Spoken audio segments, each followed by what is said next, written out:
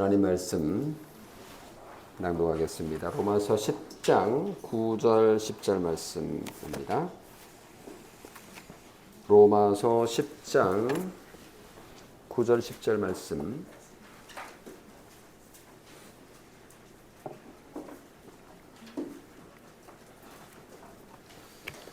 네, 이 본문은 자주 설교 본문으로 등장하는 본문인데요.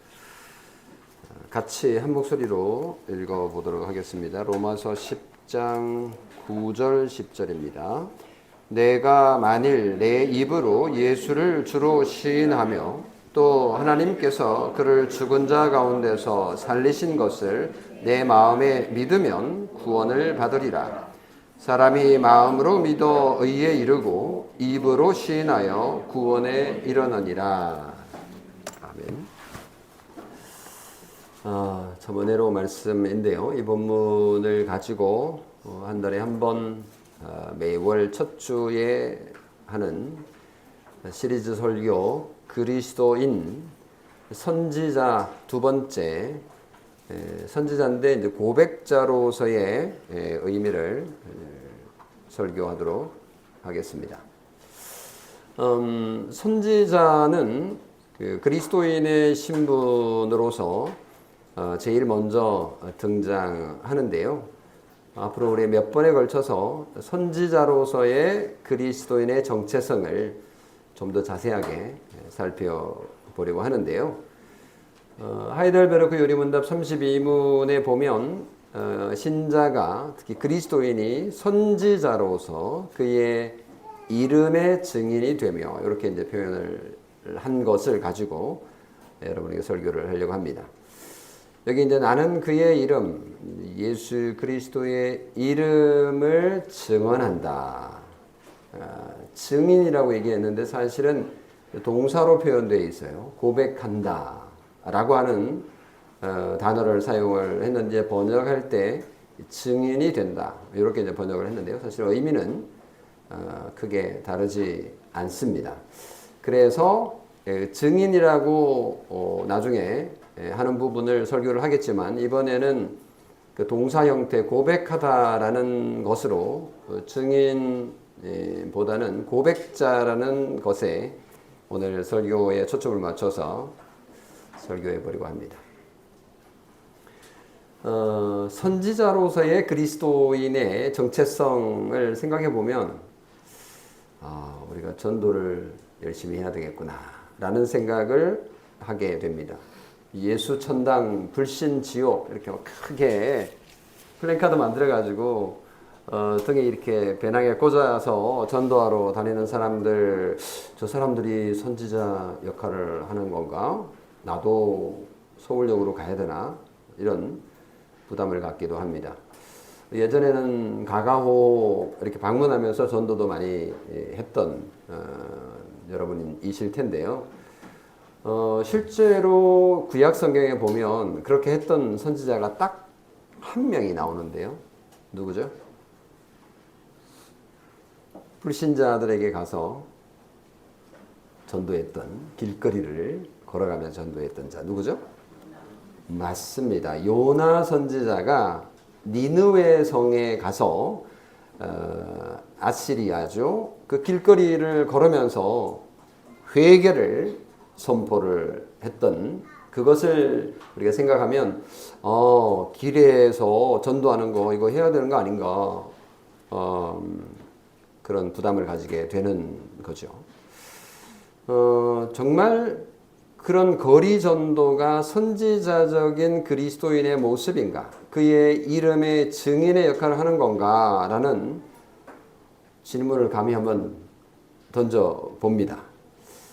거리 전도가 성경이 말하는 그리스도인의 선지자적인 직분을 수행하는 것인가? 라고 질문을 던져보는데요. 사실 정직하게 구약 성경을 읽어보면 요나 선지자만 그렇지 나머지 선지자들은 불신자들에게 가서 복음을 전한 게 아니라 언약의 백성인 이스라엘 백성들에게 복음을 전했습니다. 이스라엘과 유다 백성들에게 선지자들이 열심히 활동을 했지 이웃에 있는 에돔이나 다른 나라에 가서 복음을 전하지 않았다라는 것이 사실입니다. 나단 선지자는 다윗 왕 앞에 가서 당신이 죄를 지었어 라고 지적을 했고요. 아모스 선지자는 북이스라엘의 부패와 착취와 그리고 불평등을 아주 강력하게 고발한 선지자이기도 합니다. 그래서 아모스 5장 24절에 보면 우리가 잘 알고 있는 오직 정의를 물같이 공의를 마르지 않는 강같이 흐르게 할지어다 라고 외친 것은 불신자를 향한 게 아니라 요즘으로 치면 교회를 향해서 외쳤던 거죠. 이사야 선지자는 유다의 죄를 책망하면서 메시아를 예언한 선지자였고요. 예레미야도 마찬가지로 유다의 죄와 유다의 남왕국, 유다의 멸망을 경고했던 자, 우리가 잘 알고 있지 않습니까? 그래서 유다가 너무 죄를 많이 짓고 회개하지 않으니까 결국은 그 심판을 돌이킬 수 없게 되어서 바빌론 왕국에게 잡아먹혔고 포로로 잡혀갔습니다. 그때 예레미야는 뭐라고 선포했습니까? 바빌론에게 잡혀가세요. 하나님께서 바빌론을 매를 들어서 우리를 치시는 겁니다. 그냥 바빌론에게 잡혀가세요. 라고 예언했던 선지자입니다. 그 외에도 에스겔 선지자, 다니엘, 요엘, 오바댜, 미가, 하박국, 스바냐, 학개, 스가랴, 말라기가 구약 성경의 마지막이에요. 마지막 말을 생각하게 하는 그런 단어인데 전혀 상관없지만 그래도 기억하기는 좋아요. 말로 시작하는 말라기는 구약 성경 마지막에 나옵니다. 모두 선지자들인데요. 그들은 언약의 자손을 향해서 외쳤어요. 자, 이제 그러면 확인할 수 있는데요. 선지자는 단순히 거리에 나가서 전도하는 자를 말하는 것이 아니다라는 것을 확인할 수 있습니다. 그래서 우리는 선지자로서 그리스도인의 모습은 그리스도의 이름의 증인이 되는 것이다 라고 하는 것이 그리스도의 이름을 고백하는 자다라는 것을 의미한다라는 것을 그대로 믿어야 되겠구나. 그러니까 선지자는 거리에 나가서 전도하는 자가 아니라 예수 그리스도의 이름을 고백하는 그가 선지자다라는 것을 알 수가 있습니다. 자, 여기 증인이 되며라는 거, 증인이라고 이제 명사형으로 우리 한글로 번역을 했는데, 본래 하이델베르크 요리 문답에는 동사로 되어 있다라고 제가 말씀을 드렸어요. 그 동사는 고백하다라는 동사입니다. 뭐 고백이라는 말은 사랑을 고백하기도 하고 할 때 그때 사용하는 동사 고백하다. 사랑을 고백했어? 안 했어? 지난번에 했잖아.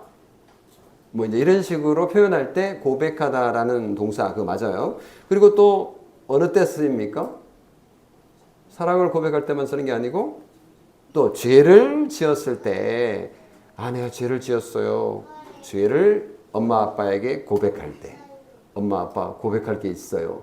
사실은 이거 뭐 이렇게 해서 잘못했어요. 라고 숨겨진 것을 사실대로 말하는 거를 고백한다라고 표현을 하거든요. 오늘 읽은 로마서 10장 9절에서 10절에 나오는 예수를 주로 시인하며 예수 그리스도를 주로 시인하는 자는 구원을 얻는다 그랬거든요. 근데 그 시인한다라는 게 바로 고백한다라는 단어입니다. 예수를 주로 시인하는 자, 다시 말하면 고백하는 자를 하나님께서 구원하신다고 했으니 우리는 기본적으로 예수 그리스도를 주로 고백하고 있다면 우리는 선지자인 거예요. 태생적으로 선지자예요. 예수 믿는 여러분. 여기 시인하다라는 헬라어 단어가 호모로게오라고 하는 단어인데 로게오는 로고스, 말한다라는 말이고 호모는 이제 같이, 함께라는 뜻이거든요. 그러니까 함께 말하는 게 이게 고백이에요. 그러니까 이거를 라틴어로 이제 바꾸면 함께라고 하는 confessio라고 하는 단어가 되는데 똑같은 거예요. 헬라어나 라틴어나 똑같은 의미인데 함께 말하는 거를 고백이라고 얘기하는 거예요. 고백이 그냥 개인적으로 단순히 그냥 살짝 얘기하는 거, 그거는 그냥 밝히는 거고, 이거는 공적인 의미가 들어가 있어요. 그래서 이 confessio, 영어로 confession이라고 하는 이 단어는 자선단체의 그 compassion 말고요. 이거는 confession. 발음이 좀 어렵습니다. 이 confession이라고 하는 이 고백의 의미는 세 가지가 있는데요. 첫 번째가 죄를 고백한다는 의미입니다. 그러니까 너 죄를 고백했어? 그리고 우리 예배에서 10계명 읽고 나서 죄를 고백했지 않습니까? 하나님 앞에. 그게 바로 선지자의 모습인 겁니다. 그러니까 죄를 고백하는 거가 첫 번째 그 고백의 의미인 거죠.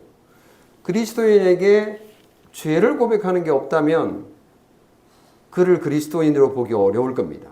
자신의 원죄와 자신의 자범죄를 인정하지 않는 자가 어떻게 그리스도인이 될 수 있겠어요? 불가능합니다. 자신이 죄인임을 아는 사람만이 고백도 가능합니다. 우리 교회 성도님들은 매주일 10계명을 듣고 죄를 인정합니다. 시인합니다. 이게 이제 고백인 거죠. 여러분은 선지자로서 그의 이름의 증인이 되고 있는 거죠. 두 번째 고백의 의미는 신앙을 고백하는 겁니다. 죄도 고백하지만 다른 한편 나는 믿습니다라는 거를 고백하는 거죠. 내가 뭘 믿는지, 누가 나의 주님이신지를 공적으로 선언하는 거죠. 우리는 매주일 그래서 예배 시간에 선지자로서 사도신경을 우리의 입으로, 우리의 마음으로 함께 페트라 고백하고 있는 겁니다. 그래서 이미 우리는 거리로 나가지 않아도 선지자의 역할을 선지자이고 또 선지자의 일을 하고 계신 거고요. 마지막 세 번째 고백의 의미는 찬양의 고백입니다. 찬양의 고백. 첫 번째는 죄의 고백. 두 번째는 신앙의 고백. 세 번째는 찬양의 고백입니다. 우리가 하나님이 어떤 분인지 알면 그분이 또 우리를 위해서 무엇을 행하셨는지를 알면 찬송하고 싶은 마음이 생기는 거예요. 이 찬양이라는 말은 높인다라는 단어거든요. 그러니까 하나님 참 소중하신 귀한 분이세요. 이게 이제 찬양인 거거든요. 우리 아빠 최고야. 우리 엄마 정말 예뻐. 뭐 이렇게 표현하는 이게 이제 높인다라는 의미의 찬양입니다. 그러니까 인간이 하나님을 향해서 고백할 때 찬양의 고백도 동시에 하게 되는데 이게 선지자의 고백입니다. 여호와를 찬양하라. 그는 선하시며 그 인자하심이 영원하도다라고 시편이 노래하는 것은 이 고백인 거예요. 이것도 마찬가지.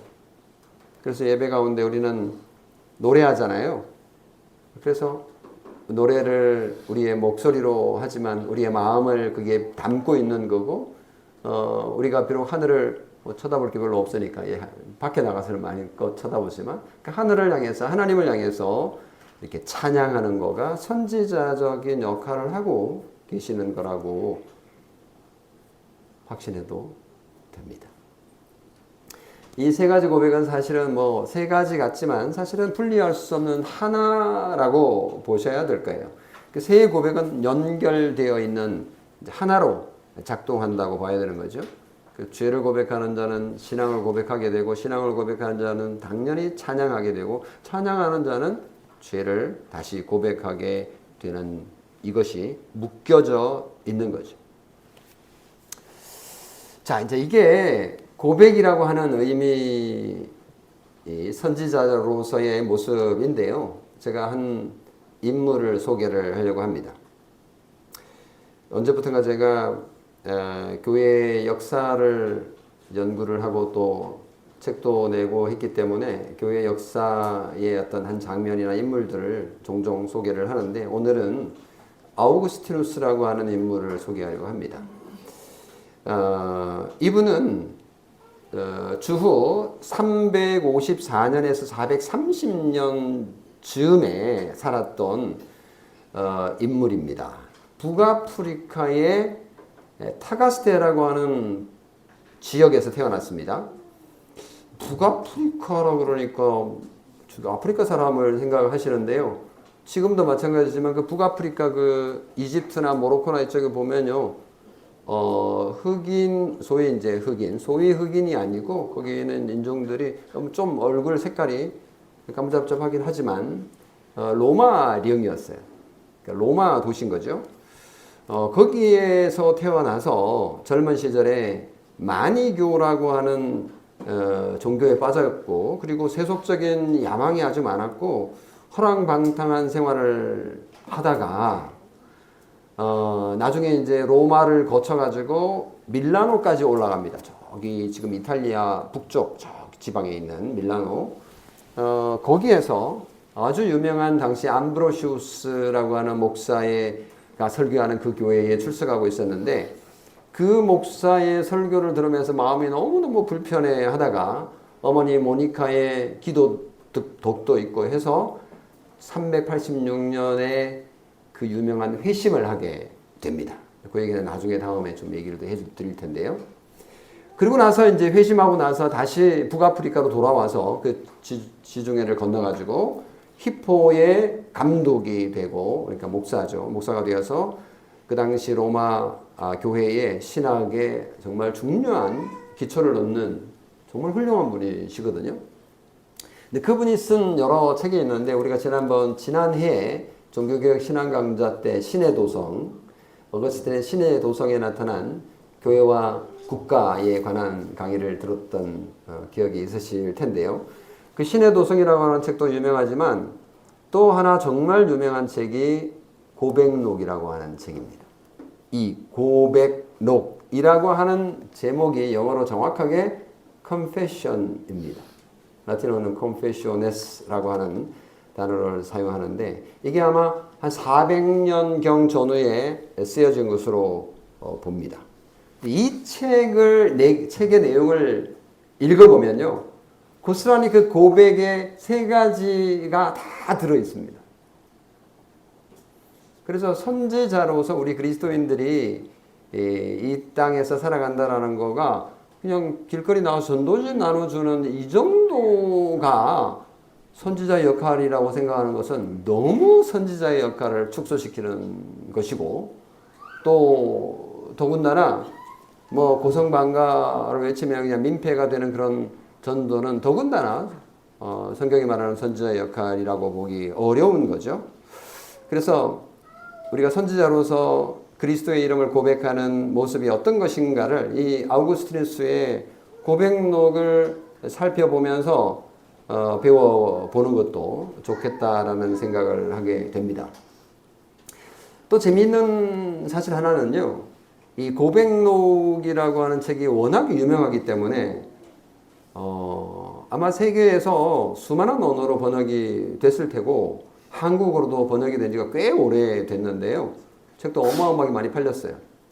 근데 여러분이 검색을 해보시면 물론 아우구스티누스라고 또 이름도 아우구스티누스라고 제가 부릅니다만은 어거스틴 영어식으로 이렇게 부르기도 하는데 그렇게 번역이 된 것도 있고 한데 요즘은 있는 그대로 그냥 불러주는 거를 선호하는 시기이기 때문에 아우구스티누스 이렇게 좀 길게 말을 해서 좀 불편하긴 하지만 이거를 고백록이라고 번역하지 않고 참여록이라고 번역을 한 것도 꽤 있어요. 뭐 예를 들면 크리스천 다이제스트에서 번역한 성 어거스틴의 참회록, 참회록으로 번역을 했어요.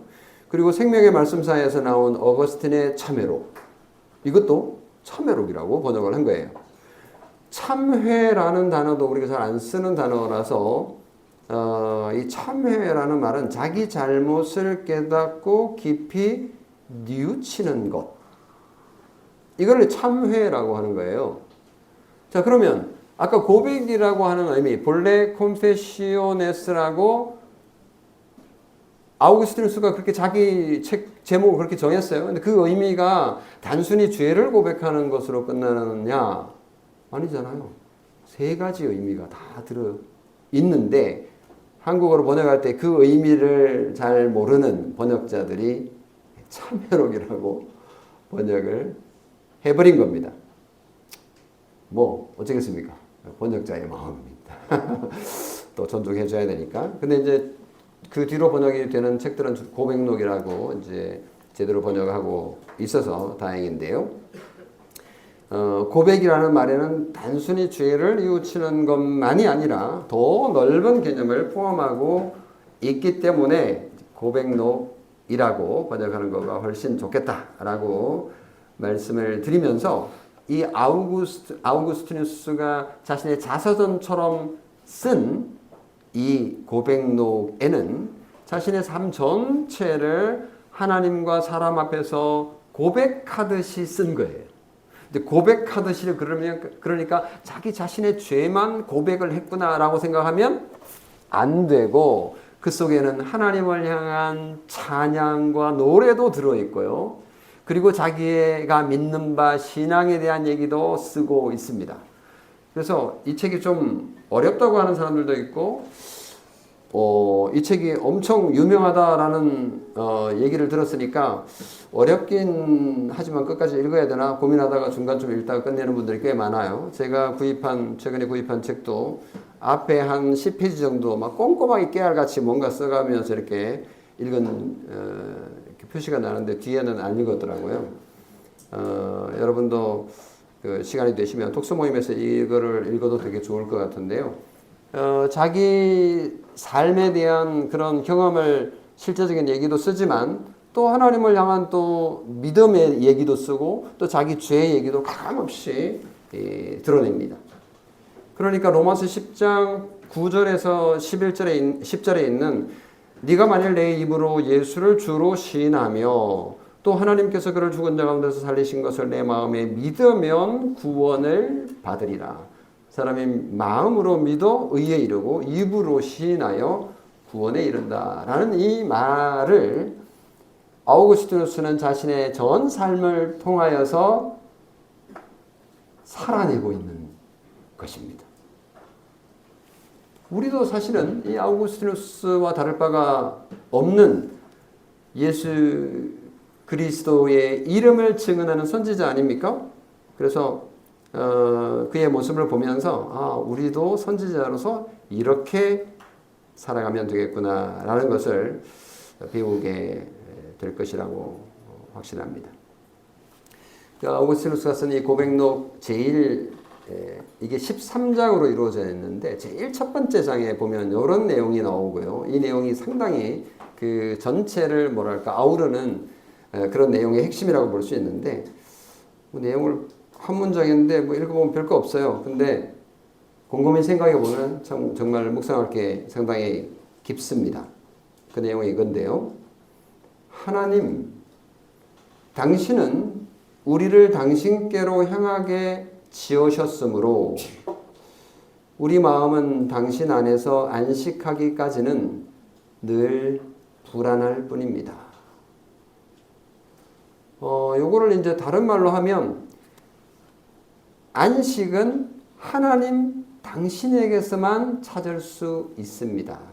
라는 거죠. 하나님을 떠나서는 늘 불안할 뿐입니다. 라는 겁니다. 인간이 불안한 이유는 하나님을 알지 못하기 때문이고 그 하나님 안에 살지 않기 때문에 그런 것이다. 라는 얘기를 한 거죠. 이게 이제 이것에 동의하고 믿는 자는 이게 무슨 말인지 이해를 할 겁니다만은 세상의 말초적인 그리고 세상의 명예와 재물과 이런 것들을 안식으로 여기고 탐닉하며 살아가는 사람들에게는 이게 무슨 말인지 도저히 이해할 수 없을 것이지만 예수 그리스도를 주로 고백하는 그리스도인, 선지자로서의 그리스도인들은 이 말이 무슨 말인지 이해할 수 있을 것이라고 생각합니다. 여기서 중요한 거 한 가지가 있는데요. 아우구스티누스가 이 말을 하나님께 직접 말하고 있다라는 겁니다. 보세요. 이제 번역을 좀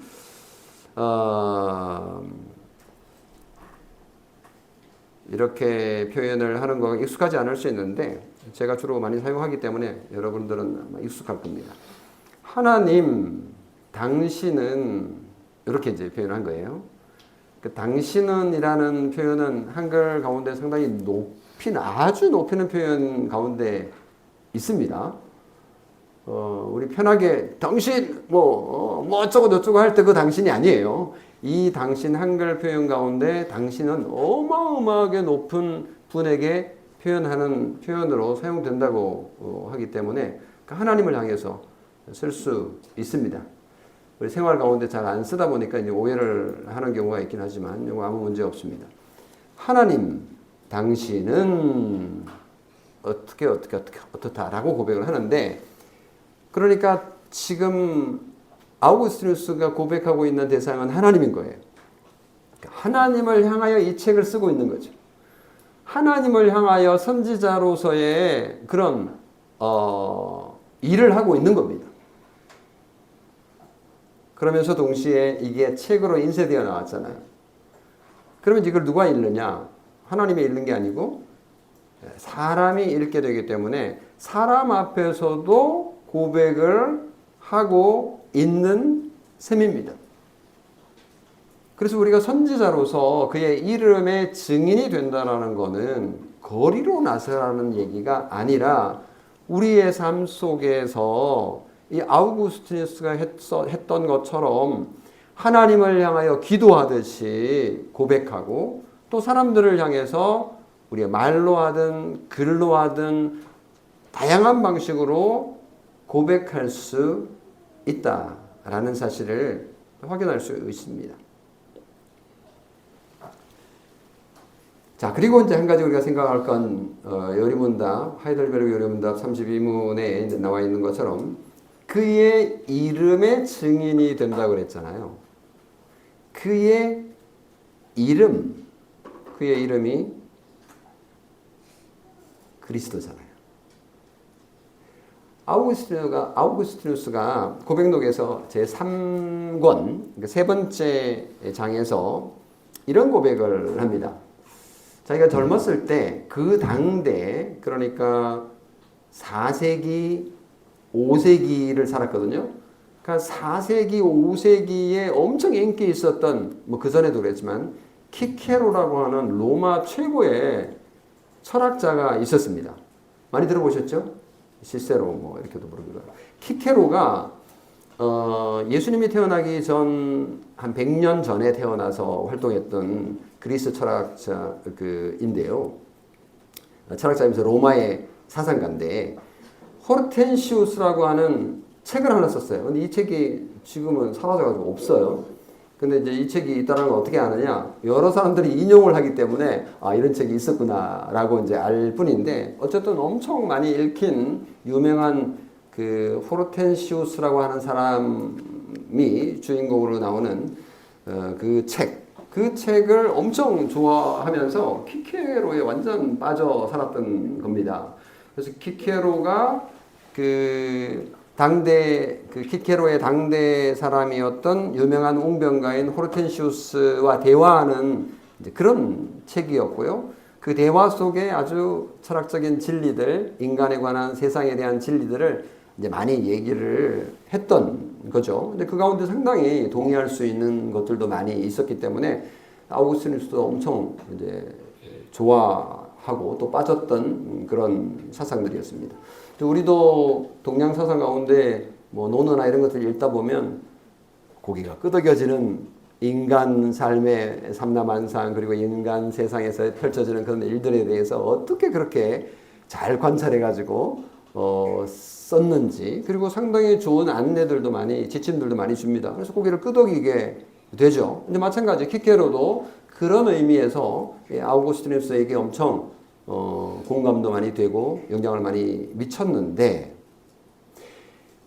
키케로가 이런 말을 했어요. 철학은 인간이 추구해야 할 최고의 학문이며 진정한 행복으로 이끄는 것이다. 철학 숭상주의자였습니다. 그러니까 요즘으로 따지면 뭐 인문학이라고 볼 수 있겠죠. 철학은 인간이 추구해야 할 최고의 학문이다 라고 칭송을 했습니다. 그래서 철학을 잘해야 행복해진다 라고 주장을 했는데, 아우구스티누스가 이런 얘기를 들으면서 완전 홀딱 이제 반하게 됐는데, 이 책에는 중요한 한 가지가 결핍되어 있다라고 얘기를 합니다.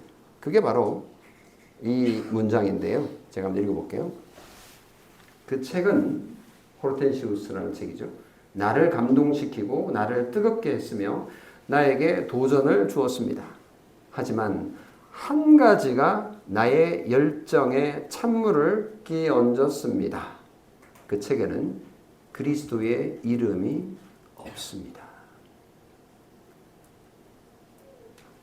이게 결정적인 거죠. 그리스도의 이름이 없다라는 이 한 문장이 아우구스티누스의 하나님을 향한, 그리고 사람들을 향한 고백의 내용 전체를 지금 대표하고 있다, 이렇게 볼 수 있습니다. 정말 그렇지 않습니까? 세상에는 수많은 지혜가 있습니다. 정말 박수 칠 만한, 동의할 만한 것들이 얼마나 많은지 몰라요. 진리라고 주장하는 뭐 선동도 있습니다. 뭐 정치가들의 선동도 마찬가지죠. 들어보면 구구절절 옳은 것들이 얼마나 많습니까? 그리고 감동적인 문학 작품들, 그리고 정말 영화, 그리고 드라마, 이런 거 엄청 은혜가 되잖아요. 안 그런가요? 요즘 뭐 K 드라마가 어마어마하게 인기라고 그러는데, 진짜 옆에 그 아는 지인들을 보니까 너무너무 재미있다고 이거 보라고 뭐 얘기하는데 시간이 없어. 저는 못 보겠던데, 이제 정말 보면 재미있어요. 어마어마하게 재미있어요. 따지고 들려고 그러면 뭐 한도 끝도 없는데, 어쨌든 아무 생각 없이 보면 너무너무 재미있단 말이에요. 거기에는 따뜻한 마음도 있고, 그리고 훌륭한 교훈들도 들어 있습니다. 나름 뭐 귀하고 소중하고 또 스트레스를 푸는데 도움이 많이 됩니다만, 문제는 뭘까요? 그것이 아무 의미 없다라는 얘기를 하는 건 아니지만, 그리스도의 이름이 없다면 정말 다 헛것이다 라는 고백인 거죠. 이 아우구스티누스의 고백은 오늘 우리의 고백이지도 않습니까? 우리도 그렇게 고백하지 않습니까? 우리가 그걸 인정하지만, 나름 인정하지만, 그리스도가 없다면 그게 무슨 유익이 우리에게 있느냐라는 고백을 우리도 동일하게 할 수 있는 것이죠. 예수 그리스도, 그분은 우리를 위해 죽으셨고 우리를 위해 부활하셨고, 그분은 우리를 지금도 다스리시는 우리의 왕이시다라는 것을 우리가 고백하지 않고 믿지 않는다면, 우리가 누리고 있는 세상의 그 많은 것들이 아무런 소용이 없다라는 고백을 아우구스티누스가 하고 있는 거고, 오늘 우리도 동의하며 고백할 수 있습니다. 오늘 읽은 로마서 10장 9절에 예수를 주로 시인하며 라고 하는 이 고백의 내용도 마찬가지잖아요. 예수를 주로 고백한다 라고 하는 것은 1세기 로마 제국에서 시저, 가이사르는 주님이시다 라고 고백하는 그런 공적 신앙 고백의 장소에서 그리스도인들이 스스로 목숨을 걸고 고백했던 예수 그리스도가 주님이십니다 라고 고백한 것과 동일한 것입니다. 이것은 단순히 종교적인 선호 문제가 아닌 거죠. 세상의 질서 전체에 대한 도전이었던 겁니다. 세상 정치인이 교회를 살릴 수 있을까요? 세상 정치인이 하나님의 나라를 이룰 수 있을까요? 세상 정치인이 교회를 방어해 줄 수 있을까요? 천만의 말씀입니다. 그런 것처럼 보이고 그런 덕을 얻기도 했죠. 세상 우리가 역사를 보면요. 그러나 교회를 보호할 수 있는 분은 예수 그리스도 밖에 없음을 고백하시는 여러분이 되시기를 바랍니다. 우리는 세상의 정치인을 주라고 고백하는 자가 아니라 예수 그리스도의 이름을 주로 고백하는 그리스도인입니다.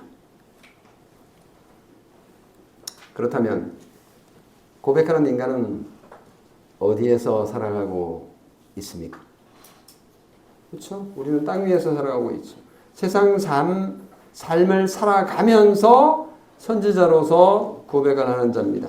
전도지를 나눠주는 것만이 아니라 우리는 직장에서 불의한 관행 앞에서 그리스도라는 기준을 붙잡고 사는 그리스도인입니다. 상사가 숫자를 맞춰달라고 할 때 우리는 선지자로서 고백하며 행동하는 그리스도인입니다. 가정에서 자녀에게 세상적인 성공이 아니라 신앙을 가르치겠다고 작정하고 그렇게 살아가는 부모죠. 가정이 세상의 방식이 아니라 그리스도의 방식으로 살아가는 것을 선택하는 자.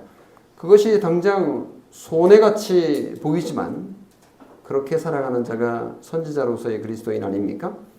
지성의 영역에서 세상의 해석과 다른 해석을 전개하는 학자. 그가 선지자로서의 그리스도인 아닙니까? 하나님의 눈으로 읽어내는 것. 하나님의 관점에서 세상을 분석하는 것. 공동체 안에서 서로에게 진실한 그리스도를 고백하는 것. 정말 제가 잘못했습니다.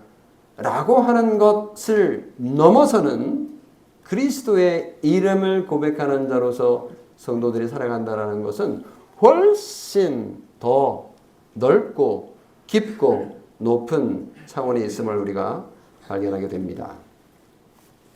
아우구스티누스의 이 고백록에서 교훈을 얻을 수 있는 것이 바로 이것입니다.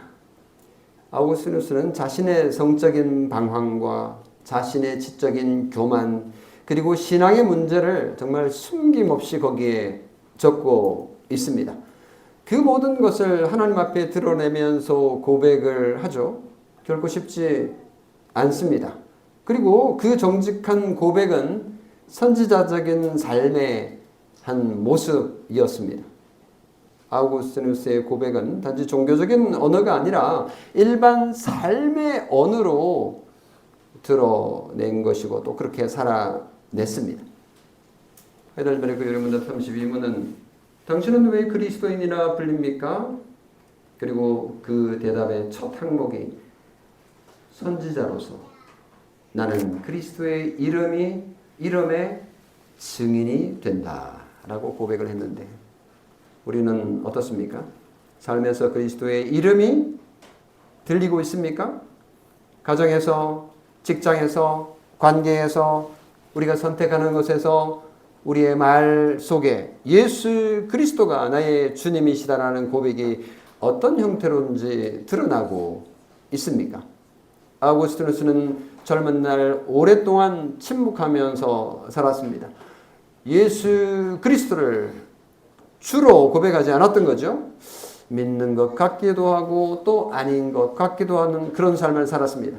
그 긴 방황 끝에 그는 마침내 하나님 앞에 무릎을 꿇고 입을 열어서 고백하기 시작했습니다. 그것이 선지자적 그리스도인의 삶의 모습 아니겠습니까?